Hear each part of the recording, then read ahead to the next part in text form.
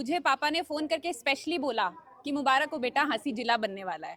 लेकिन अनफॉर्च्यूनेटली वो जिस डेट को डिक्लेयर होना था उससे जस्ट एक दिन पहले आचार संहिता लग गई और आप उसे कुछ भी कहें, किस्मत नहीं थी या कुछ भी, बट मुझे ये यकीनन भरोसा है कि ये सरकार वापस आएगी, विनोद भ्याना जी जीतेंगे और उन्हीं के हाथों से हाँसी जिला डिक्लेयर होगा। नमस्कार, मैं तान्या मेहता और आप देख रहे हैं मेन मुद्दा है। इस वक्त फिलहाल हाँसी विधानसभा के वार्ड नंबर 9 से आप तस्वीरें देख रहे हैं। चुनाव जो है वो पूरे तरीके से गरमाया हुआ है।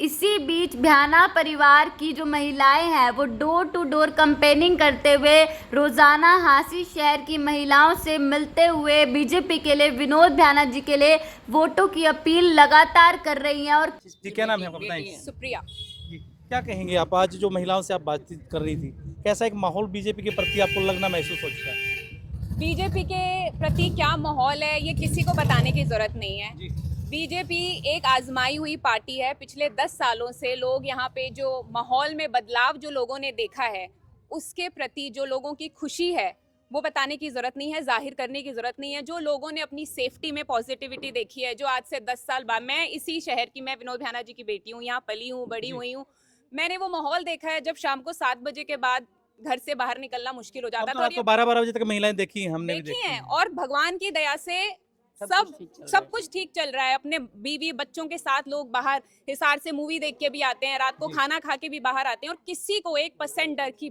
बात नहीं है। मैं जानती हूँ ऐसी बेटियों को जो बाहर दिल्ली पढ़ती हैं, वीकेंड पे अगर घर आती हैं तो रात को लेट पहुंची हैं, फ्राइडे इवनिंग, किसी को कोई टाइम। मैं हॉस्टल में पढ़ती थी, मुझे वो दिन याद है जब मैं हॉस्टल से घर आती थी और मेरे को मार्केट भी जाना होता था, मम्मी अकेले नहीं जाने देती थी। वो माहौल था। तो अब क्या लग रहा है, जो कांग्रेस है वो उन्होंने भी अपना एक प्रत्याशी उतारा हुआ है, एक कैसी लहर आपको बीजेपी की अच्छी लग रही है? जो कांग्रेस का है प्रत्याशी वो भी कहीं ना कहीं टक्कर दे रहा है। देखो, हर पार्टी अपना प्रत्याशी तो उतारेगी। मैं यहाँ बीजेपी, कांग्रेस, आम आदमी, जजपा किसी की बात नहीं कर रही। मैं यहाँ पे हाँसी की जनता से बस एक चीज पूछना चाहती हूँ, अपने दिल पे हाथ रखें और वो ये देखें कि उन्हें कौन लगता है कि कौन एक ऐसा इंसान है जो बाकियों से बेहतर है और हाँसी को उन्नति की राह पे अग्रसर कर सकता है। वो अपने दिल से पूछे, मुझे कुछ कहने की जरूरत नहीं।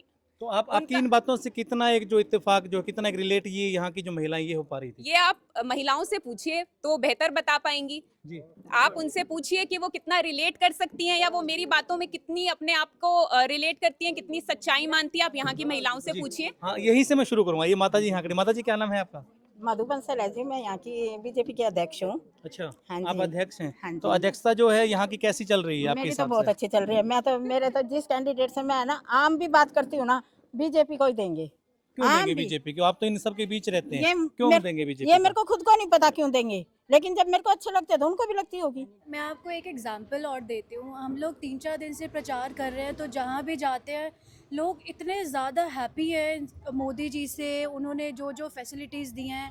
मैं एक एग्जांपल देती हूँ। हम किसी के घर गए तो वो लेडी, उन्होंने डोर ओपन किया और हम बोले हम वोट लेने आए हैं बीजेपी के लिए। बीजेपी, अरे मोदी तो भगवान है, उससे तो मेरी जान बचाई है। जैसे उन्होंने एक निकाला है कि जिनकी मंथली ईयरली इनकम 3 लाख से कम है उनके लिए 5 लाख प्लस का मेडिकल आयुष्मान योजना, सॉरी। तो उन्होंने बोला कि मेरे को ऐसी कोई बीमारी हो गई थी, मैं शायद वो इलाज ना करा पाती और मैं बचती भी ना, पर मोदी जी की वजह से मैं आज यहाँ पर हूँ, जिंदा हूँ, तो मेरे लिए तो वो भगवान है। मैं 3 साल से इस फैमिली में हूँ। मैं देख रही हूँ रात को 12 बजे डोरबेल बजती है तो पापा है या पापा नहीं है तो मेरे हस्बैंड साहिल है, कोई ना कोई ज़रूर है यहाँ पर जो उनके सुनता है। उनके लिए हम ट्राई ज़रूर करते हैं कि उनका कर पाए। हो सकता है कोई एक आधा केस हो कि नहीं हम कर पाए, तो उसके लिए माफ़ी मांगते हैं, पर वी ट्राई आवर बेस्ट कि हम सबका पूरा कर पाए। जो कैसा लग रहा है 5 अक्टूबर को कैसा माहौल होने वाला है? एक तरफा माहौल है। मैं तो निकली हूँ 4 दिन से, मैं इतनी खुश हूँ। सब लोग इतना परहेज करते हैं पापा की, बीजेपी पार्टी की, तो बस कोई वो ही नहीं। और आप कुछ कहेंगे? हाँ, नमस्कार जी, मैं मेरठ से हूँ, मंडल उपाध्यक्ष आशा चौधरी। हम यहाँ पे हाँसी विधानसभा में मिली है, तो जो माहौल, मैं 31 से यहाँ पे आई हुई हूँ, 31 तारीख से, और जो मैंने यहाँ पे डोर टू डोर, उससे पहले हमने मार्केट में किया था।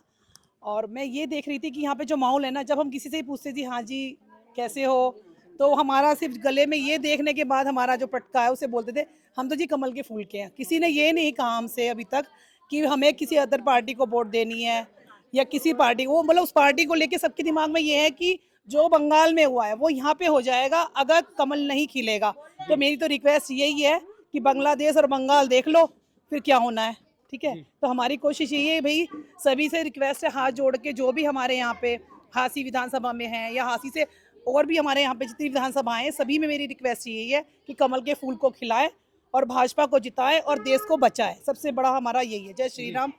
हांसी में जो आज से 10-15 साल पहले था और आज जो हांसी है, मुझे लगता है जो सबसे एक बहुत मेजर चीज़ जो सबको स्पेशली लेडीज़ को दिखती होगी वो ये है कि हमारी सेफ्टी में एक बहुत अच्छा बदलाव आया है। जो पहले हम डर के शाम को 7 बजे के बाद औरतें तो क्या आदमी भी घर से बाहर निकलने से डरते थे। ये फैक्ट है कि नहीं है? बता दो कोई यहाँ पे जो पुराना बैठा हो हांसी में, जिसने ठीक बात है ना, सबने देखा है। लेकिन अब पिछले कुछ टाइम से मैं कह रही हूँ, आदमी अपनी वाइफ के साथ क्या बच्चों के साथ भी देर रात घर आते हैं ना तो डर नहीं लगता।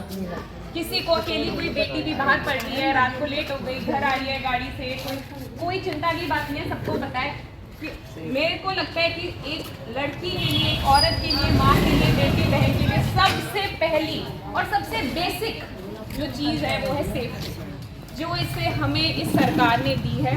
और हम नहीं चाहते कि हम वापस वहीं 10 साल पहले, 12 साल पहले पहुंच जाएं जहां पे हमें घर से निकलने से पहले सोचना पड़े। मेरा एक इकलौता आप सबको इतना सा निवेदन है कि अगर आपको लगता है कि आपकी सेफ्टी में ज़रा सा भी बदलाव अच्छे पॉजिटिव वे में आया है तो आप 5 तारीख को कमल के बटन पे मोहर लगा के बीजेपी सरकार को जिता के, विनोद नाना जी को जिता के वापस विधानसभा में भेजो ताकि हमारा हांसी और प्रगति की राह पे बढ़ता जाए।